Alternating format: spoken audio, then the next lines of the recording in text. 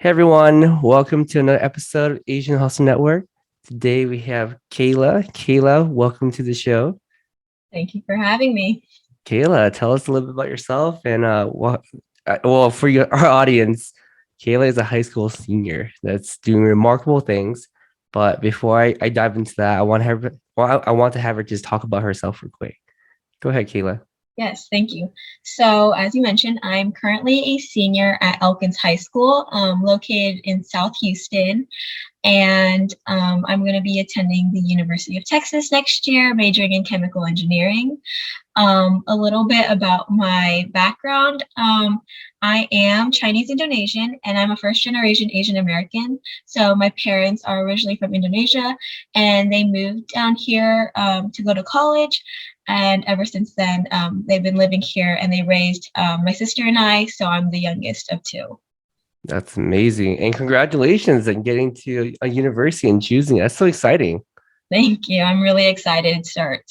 Yeah, so let's talk about you being the former CMO of our number one ranked startup at Nationals. What is that all about? What is Nationals? Okay, so I'll give you a little bit of like a background about the program and the company. So I'm part of a student-run company named EVO. It stands for Elkins Very Own. And essentially what it is, it's a program under the Junior Achievement Company program. What Junior Achievement is that it's a company that does a bunch of things, but more specifically, they run a program called Company Program, which is for high schools. And they go to high schools and they allow students to come together and start their own business. So it's basically an entrepreneurship club. So I joined it my freshman year and following my sister's footsteps, she was in it. So I was like, oh, let me join this club. Sounds cool. Joined high school, like, oh, need to join a bunch of clubs, you know? So joined this club and then applied to be an officer my sophomore year, became chief marketing officer. And then that year it was led by Alyssa Lee, and we were all able to go all the way to the national competition. So essentially, how you get to the national competition is you create a product every year based on a problem you're witnessing in a community, in your community. So the product we had designed that this was the year 2019, 2020. So right before COVID hit, we had created a product called Threebo. And what it was a bamboo straw kit that was easily portable. And our target demographic was like high school, college students, specifically in our area because there's a huge, large Asian community and we love studying at boba places. So we created boba straws that had the pointed end and you could puncture them into your drinks. And it was a huge hit. We put them into these carrying cases that had ventilation holes, and you could easily like throw it in your car, throw it in your backpack so they could be transported, and then it would eliminate the amount of plastic waste that went into the earth. So at the end of the year, you create a report of everything you did, and the top 15 companies in the whole nation get to go to nationals. And then that's basically how we made it. We competed at nationals. It was an online competition due to COVID. And then we placed first. It was truly like a great experience. And like the officer team that was a part of that, we are so close knit. And it led like a group of high schoolers to become like literally family. And and then like the years following, I was able to take over as CEO for the past 2 years, and I've kind of continued. We made new products from there. That is remarkable. I mean, congratulations, you guys, in first place. Thank you. What is your opinion of the startup world, having gone through that experience? Is it hard? Is it difficult? Is it fun? Like, what is it like for you? I think it's definitely fun, like unlike believably fun, yes, but it's definitely hard work. And I think it's definitely like if you're not passionate about it, you shouldn't do it because if you're passionate about it, the work you do is going to feel less like tiring and more like, oh, I'm reaching for a goal. And like at the end, when you're putting all this work, you know what you want and you have a vision. Versus if you're just doing it to do it and you don't have like a passion for it, it's gonna feel like homework. It's gonna feel like, why am I doing this? Like I don't even care to do this. So I think it's definitely like the startup world is great because it lets people be creative. It lets you have freedom. And I think that's what's so good about entrepreneurship. So I love it. Awesome. That's remarkable to hear, especially as a high school senior. I think compared to when I was a high school senior, my mentality was completely different. I mean, I don't want to date myself, but during when I was growing up, was like we were asking the question, what is passion? Right? Because that's a common word that's always thrown around by quote unquote adults at the time, right? You gotta follow your passion, you gotta follow your dreams. Like what the heck is passion? Right. And I think the way you said it is great about like passion is defined as something that doesn't feel like work. Being an entrepreneur myself, I can honestly say that's true. But I also want to add one more thing too. Having passion means that you wake up with a sense of purpose, even though it doesn't get any easier. You just feel like you need to do it because you have a because you care about it, right? So I want to ask you the question about that is like, how did you discover that this was your passion, right? And like, how did you prep your mental mind state to like lead a team? Because being a leader is pretty difficult, right? Because people look to you for guidance. People look at you for advice. People lean on you, right? So how did you develop your own personal leadership abilities?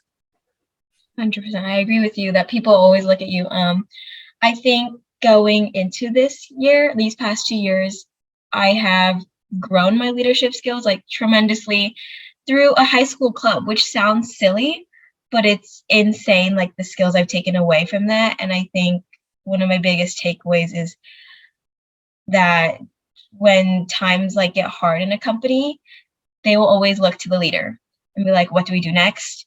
There's an issue. What do we do next? They'll always turn to you.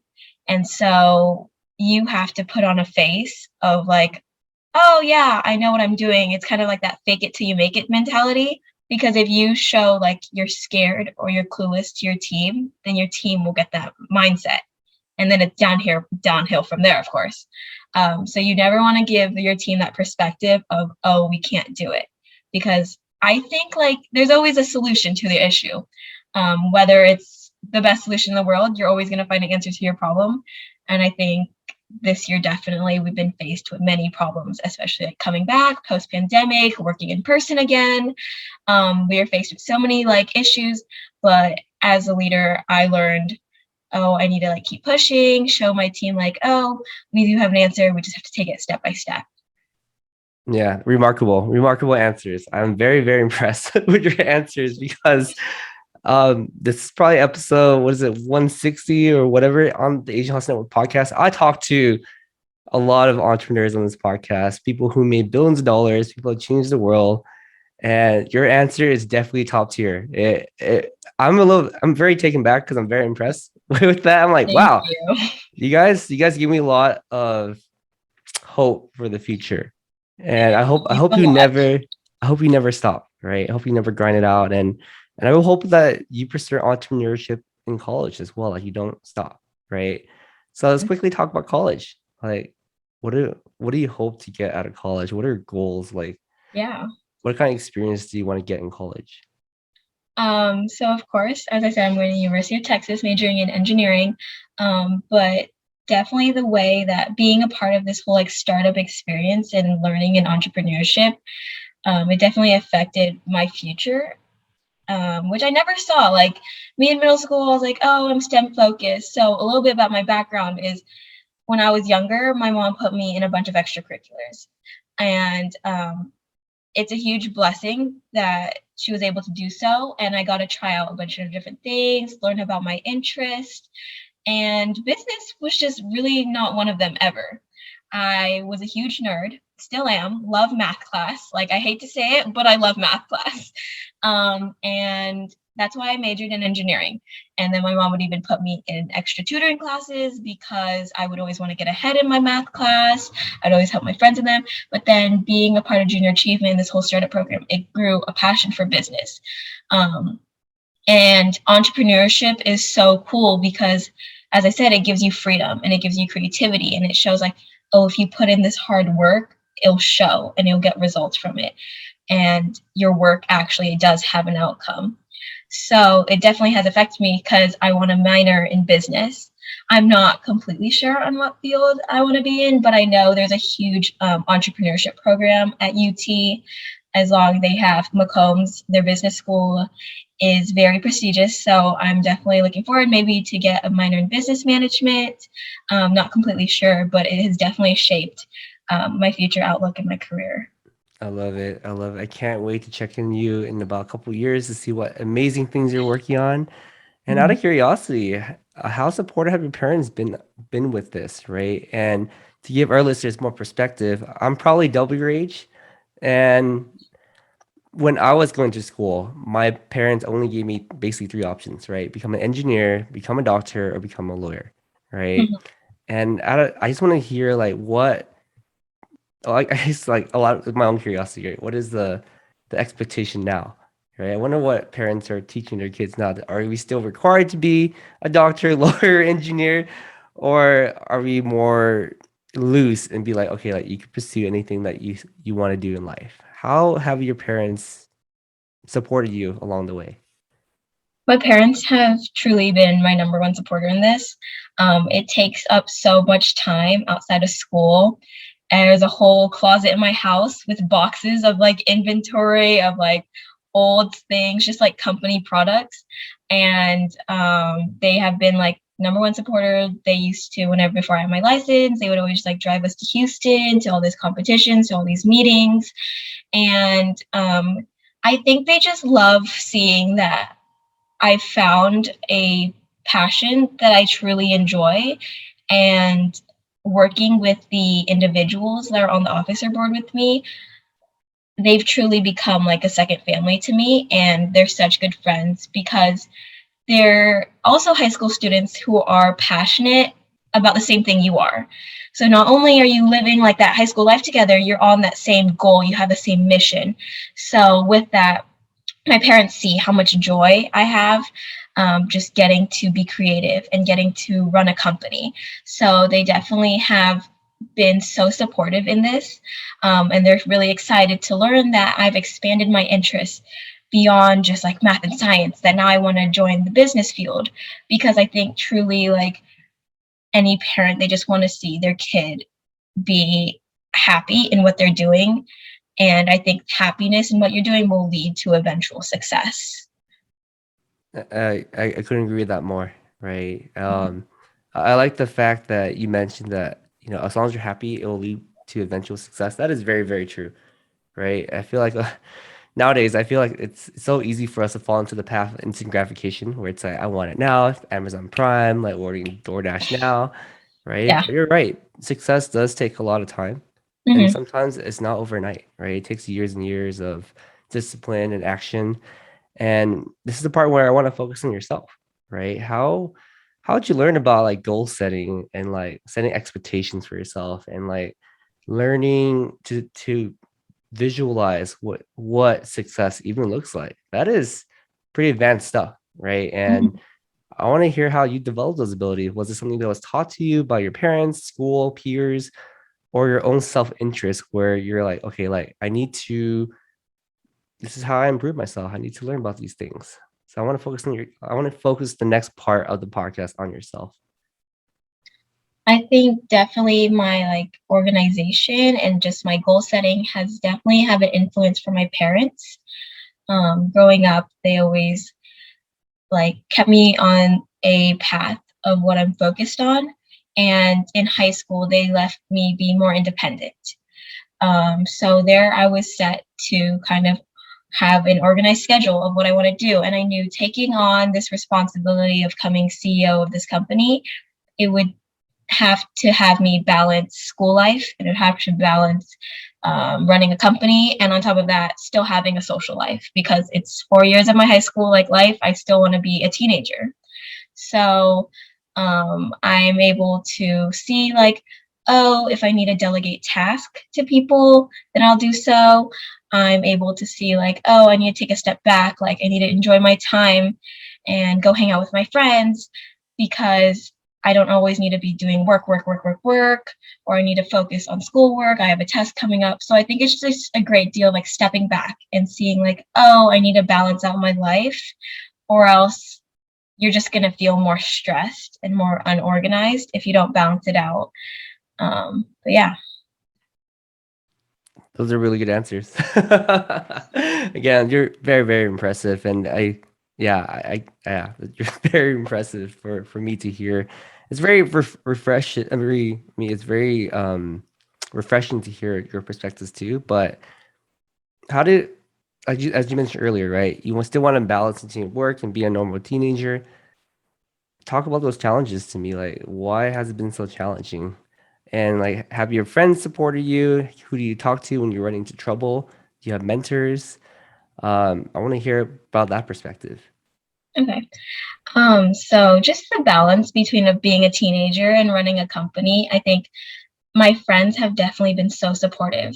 They also, like my parents, they see how passionate I am about JA and running EVO. So they'll understand like, oh, I have a business call. Oh, I need to work on the report and things like that. So they're definitely so supportive in it. And they're always wanting to learn about what I'm working on. They love learning about what our company's working on next, what events we have next. So truly like being surrounded by a great group of friends that understands and is willing to like learn about what you're passionate about has has motivated me to work on it even more, because I don't feel like they're neglecting me for always like being busy sometimes, because they understand and they see it. As well as like mentors, I think the biggest one of them was Miss Tanya Daniels, who is the head of the company program at Southeast Texas. She is like a second mother. She is always reminding me of what I need to do and helping me out. She'll literally like answer my text at any time of the day. And she's provided so many opportunities and like guided me along with them. She always has like the company first on mind with our best like interest in hand, and she's very considerate about them, and she's like taught us how to balance it all. And just being surrounded by like her energy for like these past 4 years has definitely played a part on the success of this company and my growth as a leader. I think also just an influence is the people on who you work with. The CEO of EVO her name is Ariana, and I worked alongside with her for 3 years now, and we truly balance each other out so well. We're so understanding of whether one of us has to step back because we're busy, and we kind of like pick up the pieces of each other. So I definitely think just finding like a group of teammates who work well with you, who are supportive of you, who are understanding, and it doesn't feel like a competition between the team is definitely like very important.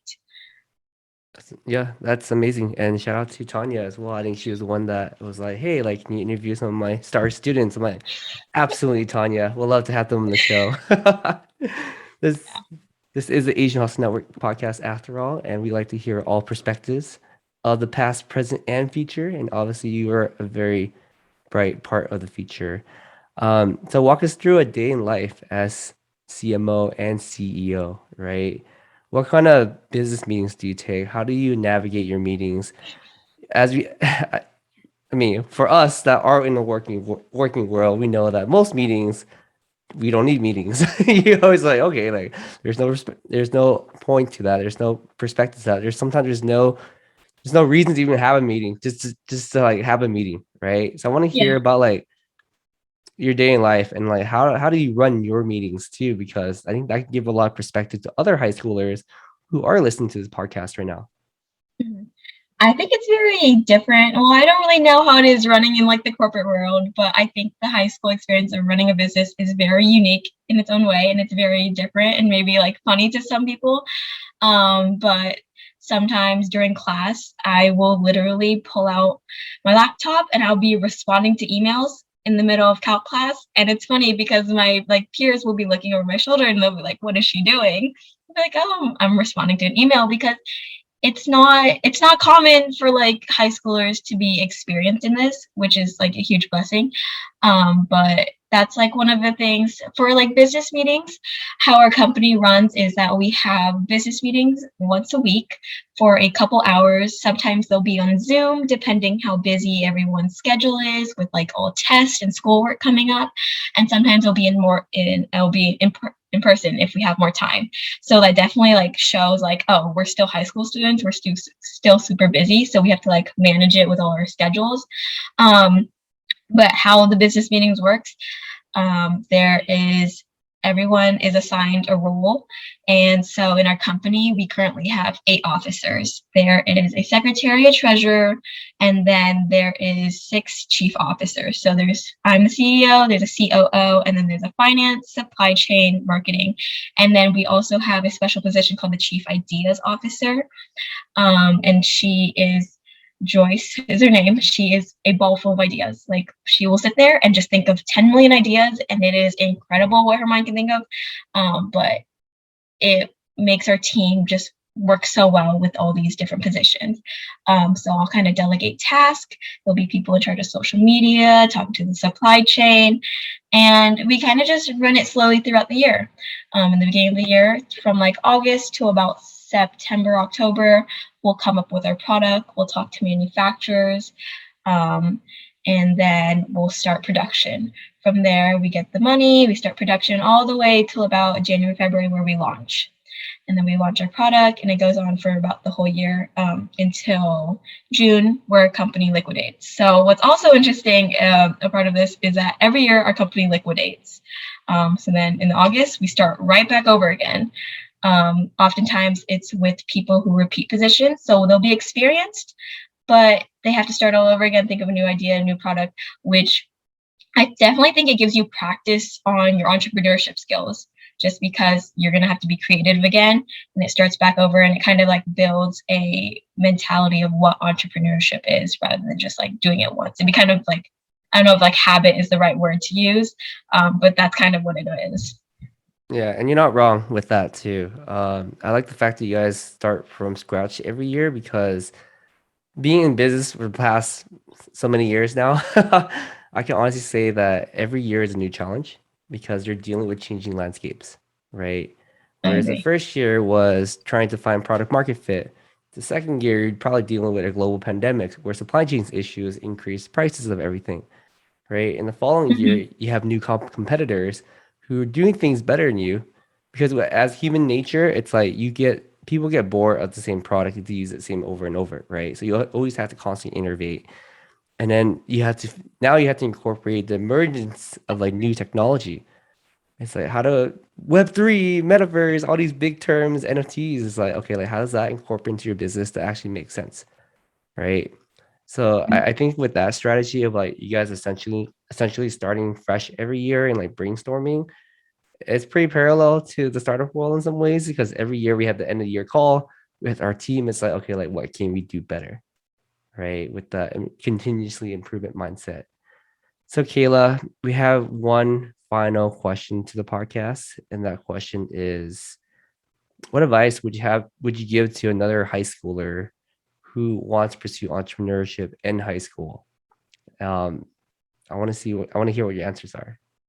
I would say, 100% like do it. It's such a good experience, and it just allows you to create and express yourself. And you're in high school, like now's the time to try stuff out and learn what you're passionate about. I think even like I've heard from people, like even in college, like that's your time to try stuff out. You haven't really like hit the complete real world in a sense. So like you're young, you can still keep trying stuff out. And I think in high school, if you're gonna do it, you have to know though, if you want it to work out well, you gotta be, as I said, passionate about it. You gotta work hard, and you gotta be ready to balance that work life and your entrepreneurship and your schoolwork and everything like that. So it's definitely 100% worth it, but you just gotta be like ready for the path it's gonna take you on. Absolutely. That's a really good answer. And so how can our listeners and fellow high schoolers reach out to you online? So our company's Instagram is at the EVO team. It's so TheEvoTeam, and then you can contact us through there.